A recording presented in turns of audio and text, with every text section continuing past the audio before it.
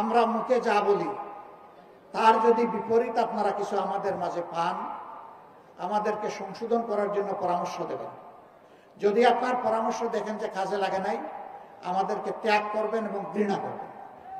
আর যদি দেখেন আমাদের মধ্যে ভালো কিছু আছে এবং ভুল করলে আপনাদের পরামর্শ আমরা গ্রহণ করি, আমরা অবশ্যই আপনাদের ভালোবাসা পাওয়ার।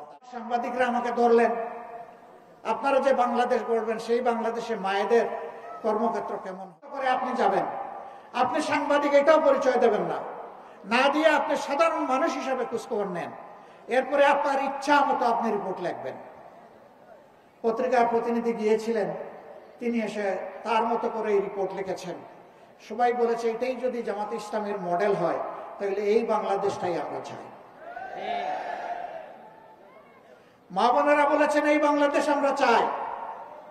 সম্মানিত ভাই বোনেরা, আমরা কথা দিচ্ছি, আমরা মুখে নয় কর্মের মাধ্যমে ইনশাআল্লাহ সকল অপপ্রচারের জবাব দেব।